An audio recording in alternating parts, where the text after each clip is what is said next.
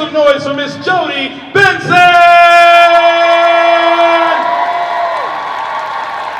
Hey, thank you so much. You're very welcome. All right, how's everybody doing? Well, you guys like are way over in the corner. If I sit back here, you can't see me. Sorry about that. Hey, what's up? I feel like I'm gonna move downstage just a little bit here. I'm gonna just do this so I can see all my friends over there. Oh, I'm so sorry I'm late. I was trying to finish my line and do all my meet and greets, and I could not get out of the booth area. So I'm sorry, I'm just a little bit late before I catch a plane. So thank you guys so much for coming out. It's been a blast here in Raleigh with all of you. Love all the costumes. It's been amazing. And we've had lots and lots of fun. So let's get to the questions, shall we? Hey, Santa. I've been good this year. So don't forget. Don't forget me at Christmas. All right. How can I help you guys? I was wondering if you've played any of the video games. You know, it's really interesting. All the things that I have recorded, I've never played. Isn't that weird? It's so weird. I'm not a big video game person. I'm not very technical, so I don't really know how to use things. And even when I have trouble with my phone and stuff like that, I have to ask my kids constantly every day how to do things on my phone. I'm constantly handing it to them. Fix this, make this right. So no, I am technically challenged, unfortunately. But yeah, all the games are really cool. So glad I get to be part of them.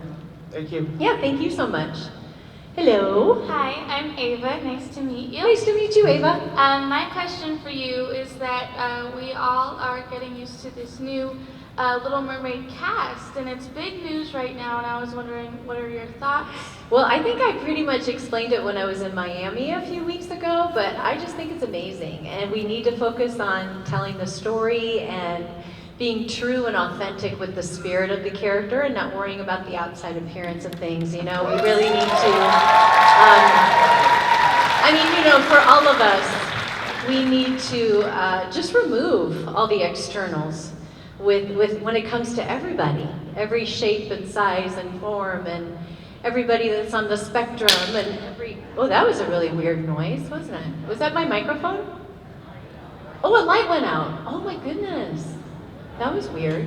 A light went out, just gonna tell you guys that. Glass shattered. But I think that it's just really important to focus on the inside of people, focus on their heart and what they're saying to us and what they're communicating to us. And you know, I'm super excited to see how they're going to do this whole underwater world. It's gonna be amazing. And with Lin-Manuel, and we've got Robbie Marshall and John DeLuca, and we're old friends. So I'm super excited to see how the company's gonna create this underwater world, and I will be there and watching. Can't wait. Thank Yeah, you. thank you. Hey, how are you? Good. I was wondering, whenever you go to Disney, like, have you ever dressed up as Ariel and done like a character? You don't want to see that. No, I have never ever put on that costume. Actually, one time years ago, like, I don't even know, maybe it was like 1995. As a joke, I was in New York doing a premiere, one of our re-releases, and I was in a gown and working and singing and performing. And the costume designer that came with my gown, in the bag, she had the Ariel costume from the park as a joke. And so just between she and I in the hotel room, I put it on. We didn't take pictures or anything, we just giggled and laughed, and she's like, oh, lay on the sofa, look how funny I am. But nobody ever saw that, thank God. We don't want to see that. No, the only thing I do when I go to the parks is I wear an Ariel t-shirt, because I never get to wear Ariel stuff, no matter where I go. That would be kind of weird, so a little self-indulgent. So the only place that I can wear something that says Ariel on it is at Disney World and not feel ridiculous. Or Disneyland. So I have my 12 Ariel t-shirts, and I bring them and wear them every day, and you know, it's fun. It just makes sense, and no one laughs at me when I'm there. So, yeah, thank you. Hey, little redhead, look how cute you look. What was your favorite part about working on The Little Mermaid? Ooh, that's a great question. Working in the you guys heard that question, I'm sure. But working in the recording studio with Howard Ashman, it was just amazing as my director and as our lyricist, and just everything that he brought to the film, and having that opportunity to work with him in the studio was just so amazing. You know, such a blessing. So loved every minute of it. Really great experience. Yeah, thank you, sweetie. Yes. Hi, my name is Elise. Hi. Nice to meet you. Nice to meet you too. And my question is, how do you feel about being part of a film that has had a cultural impact on like our generation and is continuing to make an impact on like the current generation and will continue to do that for generations to come? It's neat to see that we're cycling around our 4th generation of the film now, because we're having great-grandparents that are sharing it now with their great-grandchildren after 30 plus years. So, you know, it's such an honor and such a blessing for me to get to be part of the film and to represent the character, represent the company. And I take it, you know, very seriously. I don't take it lightly. And it really matters to me. You know, I love getting to meet all of you. These weekends are just filled with so much fun for me to hear the stories. And I love to hear the stories of what the film means to people and the different reactions that they give me. And we go through a lot of Kleenex at my table. There's lots of tears. And that's precious, you know, to say that this film was what they watched with their dad and he passed away. And it's just a wonderful memory that they have. So that's the thing I enjoy the most about representing the film are the stories. I love to hear what the film and the character means to them, and it just kind of gives them that little snippet in time that they get to hold on to. And even though it's an animated feature film and it's a form of entertainment, it's a moment in time for people. And that's the thing I treasure the most. Thank you. Thank you, sweetie. Does it smell like French fries in here? Am I imagining that? That's so funny. I'm like, how does that smell? Hi, my name is Jessica. Hey, how are you? Good, how are you? Good, thank you. I wanted to know, you do a lot of these panels and Comic-Cons and stuff like that, so who is the person that you fangirl over meeting? Oh, well, I have not met my ladies yet. It would be Barbara Streisand, and it would be probably, I have met Julie Andrews. Yeah, and I did fangirl over her big time. But I think Barbara Streisand, that's who I would probably melt in meeting. Because I memorized every song, every lyric, everything about her. You know, she's a brilliant director, brilliant actress, storyteller. I love the way she interprets songs. So that would be somebody for me. I hope in my lifetime I'll have that opportunity. You never know. Thank you. Thank you. Hi. Hi, how are you? It's good to see you again. Good to see you too, sweetie. That's okay. So, if you were to pick a scene, whether it was as a mermaid or human, besides falling in love with Eric, what would be your favorite? My favorite scene in the movie? Partofyourworld. I love that animation from Glenn Keane. I love the underwater exploration of the song. I love the way that he blocked every lyric and all of her action that she's doing. I love the movement of her hair in the water. So that whole scene is really, really special to me. And that song is, you know, it's just magical. So, yeah, Awesome. thank Well, you. thank you. Thank you so much. You're my inspiration and hero. Oh, I appreciate that. Thank you so much. Very sweet.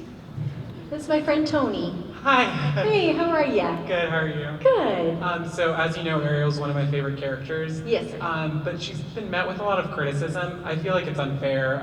People are saying she gives her voice up for a man, even though her love for the human world has been established before she met Eric. Right. And just things like that. And Yeah. she saves the prince. But I was wondering how you respond to those criticisms and what are positive aspects of her character that you like to highlight? Well, I think we have to realize that our princess before Ariel was Sleeping Beauty, 1961? 59, thank you. Thank you. And so we go from 1959 to 1989. So there's a huge jump that we have to make between princesses. So I think where we jump to for Ariel in 1989 is very appropriate. She shows a rebellious spirit, she shows a tenacious spirit, she shows that she's strong and courageous, and she reaches outside of the box. We see that she breaks down any barriers of where she comes from, that she's reaching for something far beyond that seems unimaginable. And when we add in the element of the prince, yes, we do have some of the traditional values. I won't use the word values. We have some traditional ways to observe how she's handling that relationship. But do remember, it's 1989, so it's not 2019, you know?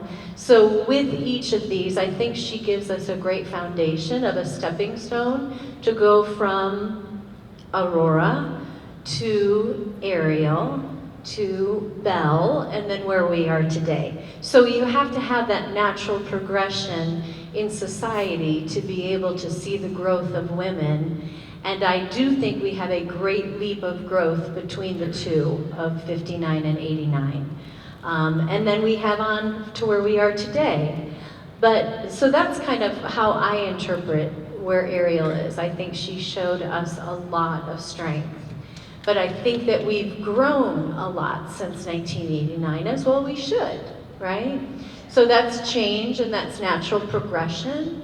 And so there's nothing necessarily to defend or argue about or anything. It's just the way it was. It's what the film was. And I think with where we were, it was appropriate for that time and that decade.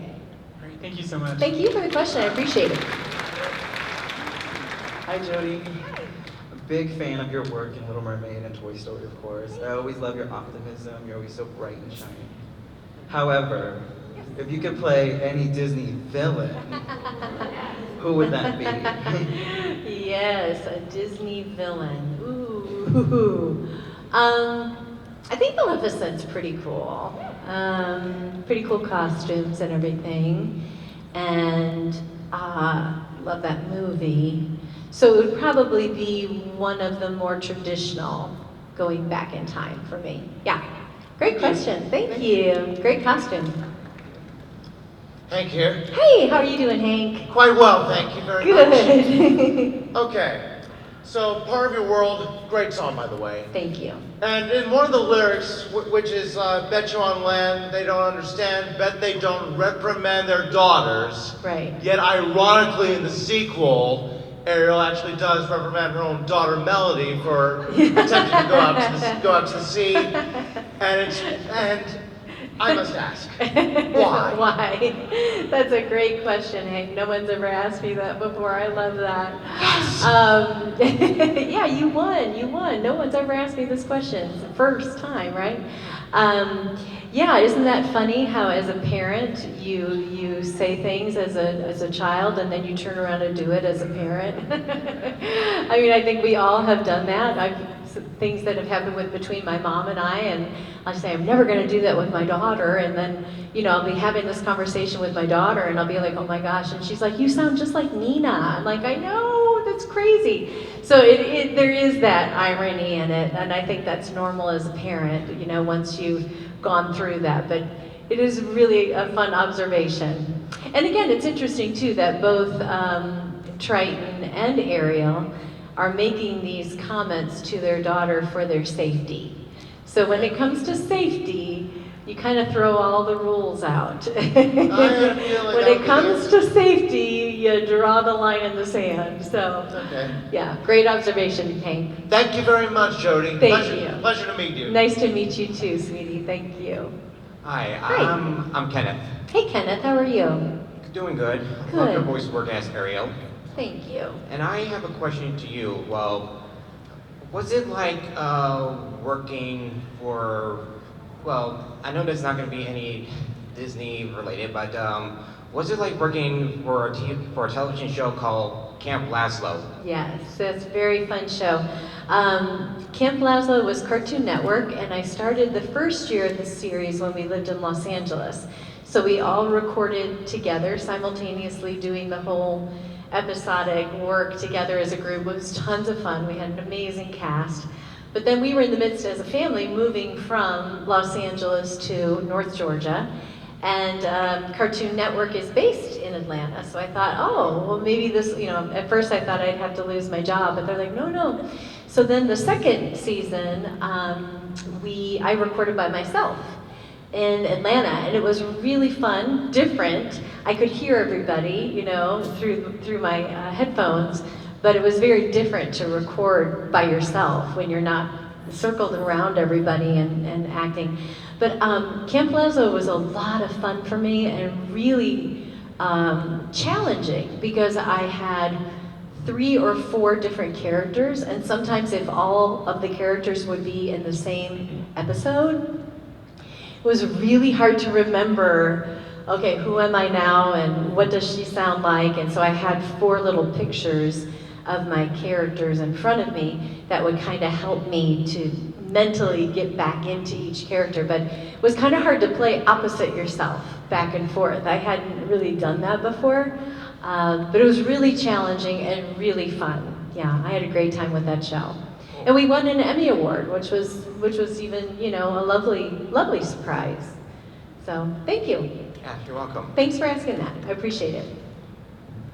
Hi, Jodi. Hey, how are you? Now, every Disney princess has her own lovable legacy, going back almost 80 years now. So I have to ask, if you had to go back and be a different Disney princess, who would it be? Ooh, probably going to be Cinderella, because that's kind of the one that I really grew up with. Yeah, I'd probably have to say Cinderella.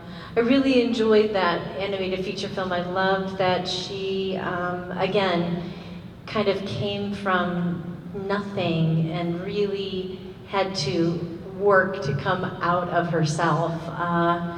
And I loved the music. I thought it was beautiful, and the magic of it was so lovely. So I'd have to say Cinderella.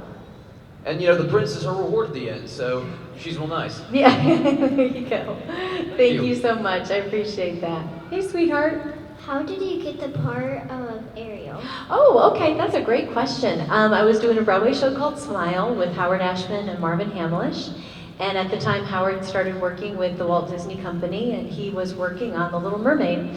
And when our Broadway show suddenly closed after 6 weeks, it was very short run, and we were all out of a job, he felt sorry for us, and he allowed all the girls to audition for The Little Mermaid. So I was not pursuing voiceover, that's for sure.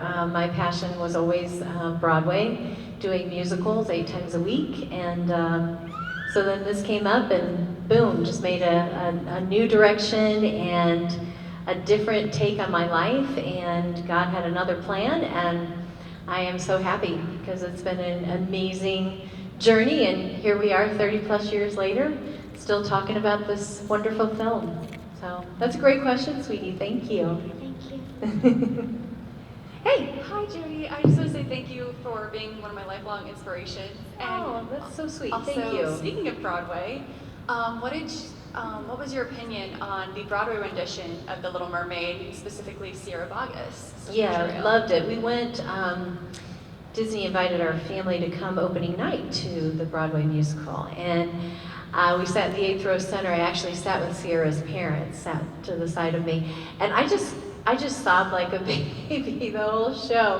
And when the curtain came down at the end, I was supposed to go to the red carpet and meet her and take pictures, and I just said, I just need to have like 10 minutes here to kind of gather myself together, because I just boo-hooed like a baby, thinking about Howard and just thinking about the fact that this movie had another life and how it is now touching the Broadway stage, which is my first love and my first passion. So it was really, really exciting to see that. And to sit with Sierra's parents were really sweet. Yeah, it was really fun. Thank you so much. Yeah, thank you.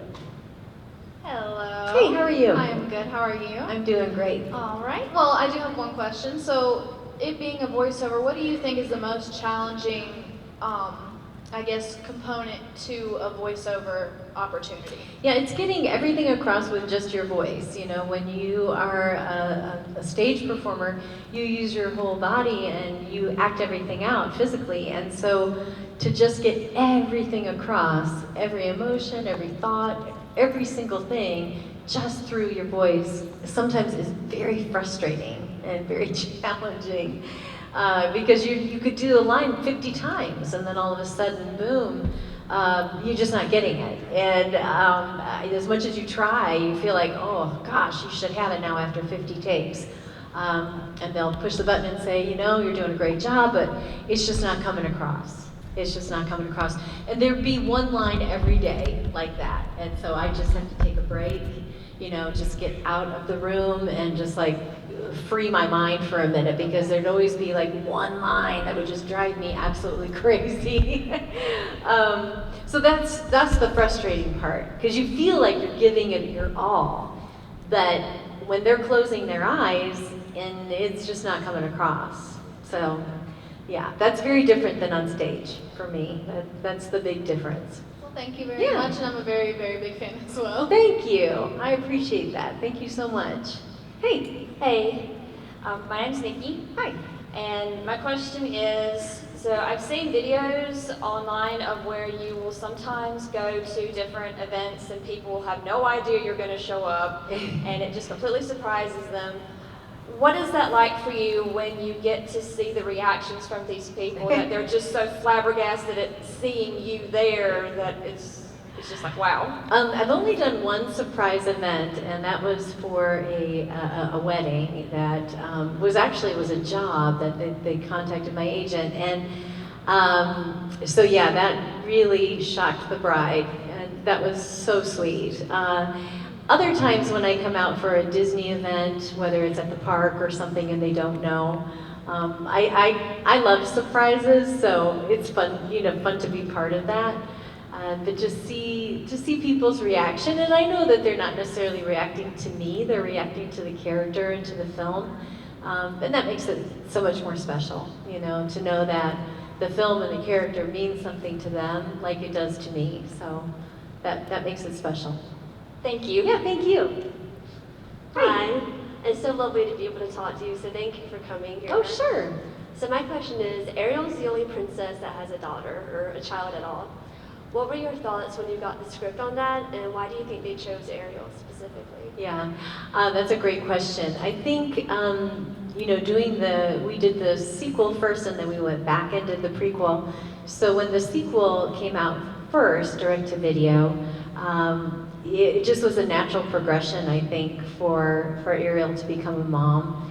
And we needed to see where she and Eric landed, you know, after the end of the original movie. So it was perfect, you know, it was really perfect. And to be able to then incorporate that struggle between the land and the sea for Melody as well, and how to connect those two worlds. So I thought they did a really lovely job trying to tie up those loose ends from the film original and then bring us to the next journey. And then to go back in time with having a prequel afterwards was really fun. It was kind of hard too, because I needed to go younger with my voice and go to 14 years old instead of 22 that she was. I think we made her closer to 24 for the prequel. No, for the sequel. And then I had to go back in time, like about 10 years to go 14. So that was challenging and fun, very fun. Thank you. Yeah, thank you. Hey Jodi. Hi. I just wanted to say, first of all, it was a really tremendous pleasure for me personally being able to meet you earlier at your booth. You mentioned that the movie's turned over 30 years old. It's literally as old as I am. Yeah. I was born in '88, so That's perfect. I grew up watching it. It was the movie I always remember being my first Disney movie. So it was really inspiring to me. Oh, thank my you. question is though, you talked about how you had to time jump back and forth age-wise between the two movies. What was your drawing point for inspiration for playing the original Ariel, considering the fact that she says she's 16 in the movie, and obviously you were a little bit probably older than that. Yes. You know, what was your inspiration playing the Well, it's great because I had my animator, Glenn Keane, I had Ron and John, our directors, I had Howard and Alan, our composer and our lyricist, and then Howard was really kind of my personal director. So I had so many people around me for support with pencil sketches and interpreting the script to me that I had that ability to be able to figure out what she was going to be like and who she was going to be like and what she was going to sound like. So we kind of bounced ideas off as a group, and once we found her voice, then Glenn Keane says, you know, then she came to life. Because, you know, Glenn had been sketching her for all of this time and was waiting for her to be born, so to speak. So he'll tell you that Ariel really came to life when she was given her voice. And so when those worlds blend together, it was just perfect. So, but it's a group effort. It's totally, as an actress, you rely on the brilliance of the team around you to interpret the story and to give meaning to each of these lines. And so I had that. I had that support team around me. Thank you so much. Thank you.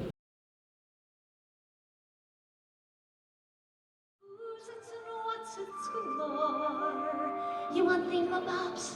I got 20. But who cares? No big deal. I want more.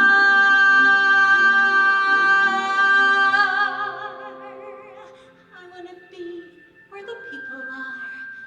I want to see them dancing, walking around on those, what do you call them? Oh, feet. Flipping your fins, you don't get too far. Legs are required for jumping, dancing, strolling along down a, what's that word again? Street. Up where they walk, up where they run, up where they stay all day in the sun, wandering free. Wish I could be part of that world. What would I give if I could live out of these waters? What would I pay to spend a day warm on the sand? Betcha on land they understand, but they don't reprimand their daughters. Bright young women, sick of swimming, ready to stand and ready to know what the people know. Ask them my questions and get some answers. What's a fire and why does it, what's the word? Burn. When's it my turn? Wouldn't I love to explore the shore?